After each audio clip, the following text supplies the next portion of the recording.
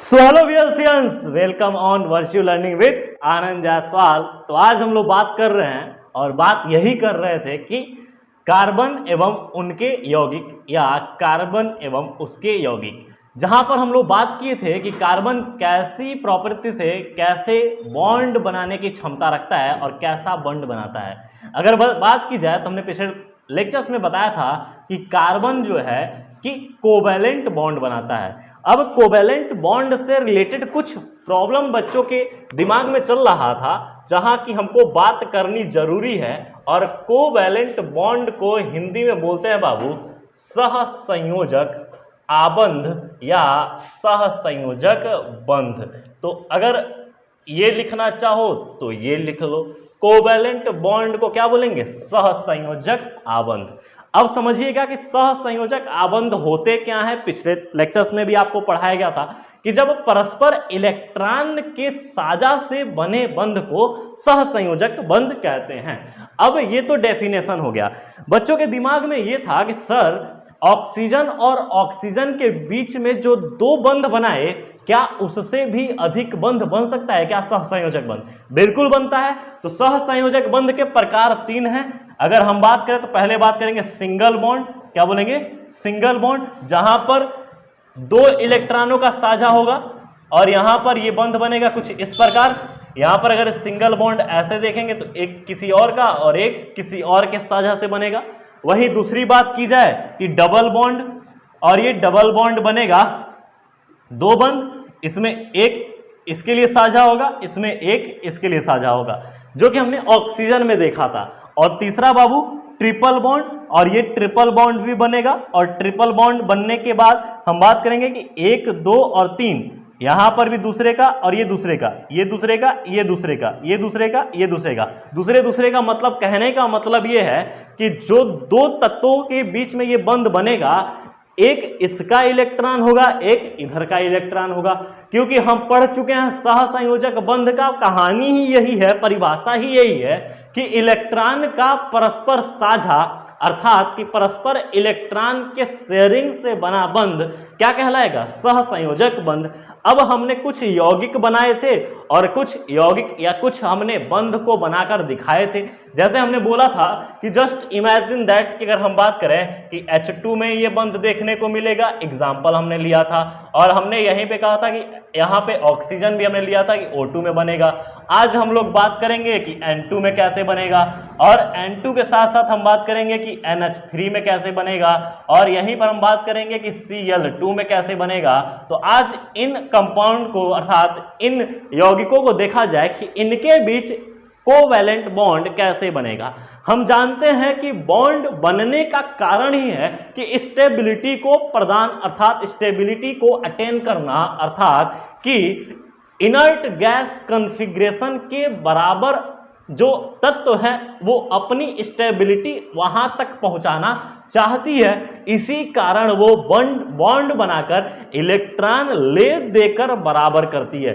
जैसे हम बात करें कि मैजिक नंबर, आपको हम एक सिखा दें कि हम एक मैजिक नंबर आपको बताते हैं, और वह मैजिक नंबर पर जो भी कोई कंपाउंड या तत्व आएगा वो स्टेबल होगा। जैसे कि हम बात करें 2, 8, 18, 32।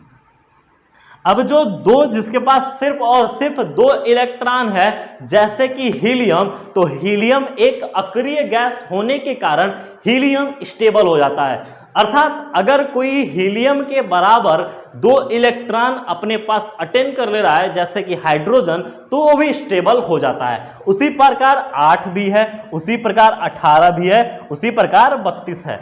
अगर हम बात करें कि ऑक्सीजन देखे थे कि ऑक्सीजन के बाह्य कोश में मैक्सिमम इलेक्ट्रॉन 6 थी, तो वहां पर कमी 2 की थी। तो हमने ऑक्सीजन का शेयर कराकर 2 इलेक्ट्रॉन इधर का उधर किया था और उधर का इधर किया था, जिसके वजह से 6 इनका और 2 इलेक्ट्रॉन लिए शेयरिंग के वजह से, तो 8 एक ऑक्सीजन का हुआ, 8 इनका, अर्थात ये ऑक्टेट को फॉलो किए। इसी को बोलते हैं बाबू अष्टक नियम। क्या बोलते हैं? अष्टक नियम। और अष्टक नियम किसी भी तत्व की स्टेबिलिटी को बताता है कि वो तत्व स्टेबल हो चुका है कि नहीं। अगर यहीं पर मैं बात करूं तो मेरे पास प्यारा सा तत्व है जिसका नाम है N2 डाई नाइट्रोजन गैस, ये गैस के फॉर्म में होता है। ध्यान रखिएगा, जब ये N2 की बात की जाए तो हम बात करें कि एक नाइट्रोजन का परमाणु क्रमांक होता है 7 N 14 उसका होता है परमाणु भार। ये सब बेसिक चीज है बाबू, ये सब आपको याद करनी पड़ेंगी। एटॉमिक नंबर, एटॉमिक मास, ये चीजें आपको कंठस्थ हो जानी चाहिए। कहां से कहां तक? 1 से लेकर 30 तक, अर्थात हाइड्रोजन से लेकर जिंक तक आपको याद होना चाहिए। अब रही बात कि इसके लिए हम कैसे लिखेंगे, तो हमने कहा था बाबू कि आबंध बनाने के लिए सबसे पहले हम ये चेक करेंगे कि बाह्य कोश में इलेक्ट्रॉन की कमी है कितनी। तो हम इसको चेक करने के लिए लिखेंगे KLMN, और यही मैजिक नंबर को देखते हुए हम चलेंगे कि इस मैजिक नंबर से कि क्या ये उस हिसाब से परिपूर्ण हो पा रहा है कि नहीं। अब देखो, K वाले में 2, और 2 इसलिए भर दिया गया क्योंकि 7 है, और L वाले में मैक्सिमम कितना जाएगा? 5, क्योंकि ये नाइट्रोजन 7 है। परमाणु क्रमांक के आधार पर भरते हैं। अब देखो, इसमें ये स्टेबल वाला क्रम है, मतलब कि ये स्टेबल को बताएगा, जबकि ये रियल को बता रहा है कि जो नाइट्रोजन है उस नाइट्रोजन का परमाणु क्रमांक 7 है और 7 के इस हिसाब से भरा गया है। अब देखो, ये स्टेबल होने के लिए, इसके बराबर होने के लिए कितना चाहिए? नहीं, तुम बताओ कितना चाहिए? क्या 3 चाहिए? ये 5 दिख रहा है तो 3 ही तो चाहिए 8 पूरा होने के लिए। अब ये एक नाइट्रोजन, हम समझ गए कि एक नाइट्रोजन 3 इलेक्ट्रॉन लेगा, और 3 इलेक्ट्रॉन लेगा मतलब कि शेयरिंग से लेगा, ये नहीं कि डायरेक्टली लेके बैठ जाएगा। 3 इलेक्ट्रॉन का साझा करेगा, अपना देगा, दूसरे का लेगा और परिपूर्ण करेगा, अपने आप को अष्टक की तरफ कंप्लीट करेगा, अर्थात ऑक्टेट लॉ को पूर्ण करेगा। इलेक्ट्रॉनिक कॉन्फ़िगरेशन में नोबल गैस कॉन्फ़िगरेशन को अटेन करेगा। आओ देखते हैं कैसे। तो जैसे कि यहां पे देखा जाए नाइट्रोजन, तो एक नाइट्रोजन इधर लिख दिया जाए, एक नाइट्रोजन इधर लिख दिया जाए, और नाइट्रोजन के बाह्य कोश में कितने इलेक्ट्रॉन है? 5, तो हम लिख देंगे 1 2 3, या हम ऐसे कर दें 1 2 3 4 5। अब इधर भी लिखा जाए 1 2 3 4 5। अब तुम कहोगे सर जी 3 को एक लाइन में काहे बनाए हैं?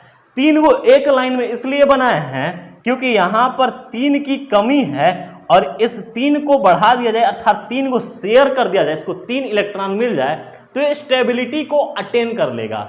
अब देखो, ये नाइट्रोजन डाई नाइट्रोजन है, तो एक नाइट्रोजन को हमने ऐसे लिखा, एक नाइट्रोजन को हमने ऐसे लिख लिया।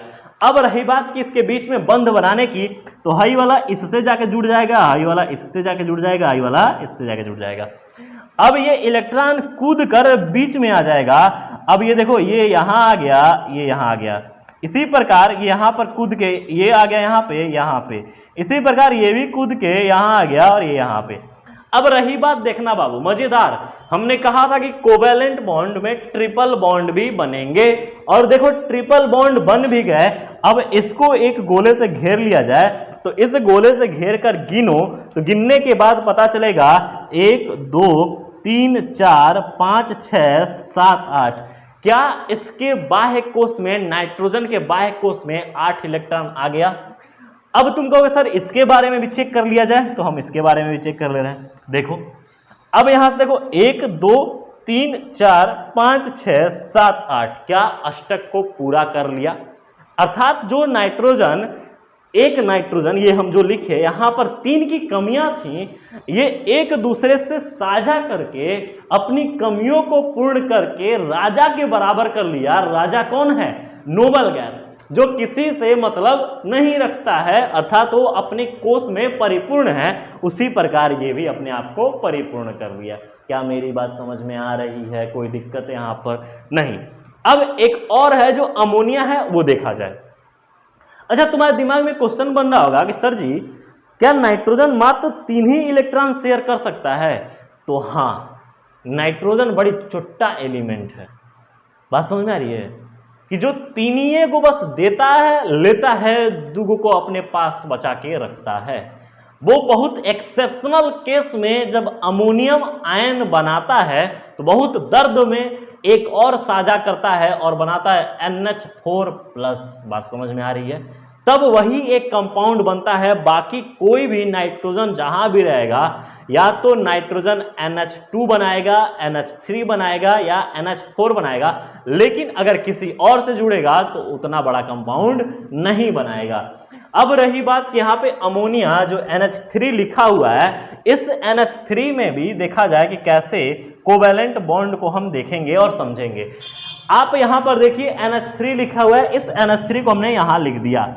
अब इसमें दो अलग अलग कंपाउंड है, सॉरी दो अलग अलग तत्व हैं और दो अलग अलग तत्व मिलकर एक कंपाउंड बनाए हुए हैं। तो दो अलग अलग तत्व को समझेंगे कि एक तत्व अपनी परिपूर्णता कैसे करेगा, अर्थात कितना वो साझा करेगा कि वो पूर्ण हो जाए और दूसरा कितना साझा करेगा कि वो पूर्ण हो जाए। तो हम पिछले टर्न पे आपको बताए थे बाबू कि हाइड्रोजन एगो इलेक्ट्रॉन रखता है और वो एक इलेक्ट्रॉन और शेयर करके, अपना इलेक्ट्रॉन शेयर करके वो दो के बराबर हो जाता है, अर्थात हाइड्रोजन हमेशा डुप्लेट कंप्लीट करता है, जबकि अदर ऑक्टेट कंप्लीट करने की ओर अग्रसर होते हैं। अब रही बात कि यहीं पर समझने की, तो नाइट्रोजन देखना कि नाइट्रोजन जैसे हमने देखा कि नाइट्रोजन के लिए हम लिखें तो नाइट्रोजन का परमाणु क्रमांक 7 और परमाणु भार 14, तो हम लिखेंगे KLM और ये N, तो 2 और 5 जैसे कि वहां देखे थे, अर्थात यहां पर इसको 3 की कमी है, 3 की कमी है, 3 इलेक्ट्रॉन और मिल जाए तो क्या ये अष्टक कंप्लीट कर लेगा? मेरी बात समझना। उसी प्रकार देखो अभी ये हाइड्रोजन है, तो हाइड्रोजन का परमाणु क्रमांक होता है 1H1। अब 1H1 या 1H2 बात की जाए तो यहां पर हम बात करें कि हाइड्रोजन का, तो हाइड्रोजन को अगर हम कहें कि इसका KLMN लिखें तो K में एक गो है, अगर इसको एक और मिल जाए, एक और मिल जाए तो क्या ये डुप्लेट के बराबर हो जाए? तो ये हाइड्रोजन जो है नाइट्रोजन से इस अपेक्षा में जुड़ेगा कि नाइट्रोजन हमसे साझा करेगा, एक इलेक्ट्रॉन हम उसको देंगे, वो भी हमको एक इलेक्ट्रॉन देगा, हम अपना डुप्लेट कंप्लीट कर लेंगे और नाइट्रोजन इस लालच में जुड़ा हुआ है हाइड्रोजन से कि उसका अष्टक कंप्लीट हो जा रहा है। आओ देखते हैं कैसे। तो हम समझे यहां पर कि नाइट्रोजन को बीच में रख दिया जाए और नाइट्रोजन का 3 हाथ खोल दिया जाए और 2 हाथ को सेपरेट रख दिया जाए, ये लोन पेयर की तरह दिखते हैं, इसको बाद में हम समझाएंगे। अब रही बात कि हाइड्रोजन एक यहां आ गया, ये हाइड्रोजन यहां और ये हाइड्रोजन यहां। अब समझना कि ये हाइड्रोजन के पास एक इलेक्ट्रॉन था, इस हाइड्रोजन के पास, इस हाइड्रोजन के पास। अब ये कोवेलेंट बॉन्ड जैसे ही बनाए तो ये इलेक्ट्रॉन कूदकर यहां पहुंच गया और यहां। उसी प्रकार ये भी जब कोवेलेंट बॉन्ड बना तो ये इस प्रकार हो गया और ये कोवेलेंट बना तो इस प्रकार हो गया। अब देखो कि हम एक चीज बोल रहे हैं बार बार कि जितना भी हाइड्रोजन है वो सब हाइड्रोजन अपना अपना डुप्लेट कंप्लीट करेगा। क्या दिख रहा है? दिख रहा है तो बोलो हाँ, और कमेंट में यहाँ पे जरूर लिखना कमेंट में कि सर हमें समझ में आ गया जो भी आपने यहाँ पर समझाया। तो यस का ट्रिक या थंब का ट्रिक ऐसे करके कमेंट में आप जरूर दीजिएगा, जिससे कि एक मोटिवेशन मिलता है कि बच्चे ने यहाँ पर अच्छा ग्रोथ किया, अपना यहाँ पर चीजें दिखाई दे रही। अब यहीं पर देखो जैसे ही ये नाइट्रोजन का अगर बात करें तो नाइट्रोजन देखो अष्टक कंप्लीट हो जाएगा, 1 2 3 4 5 6 7 8, तो ये नाइट्रोजन का अष्टक कंप्लीट हो गया।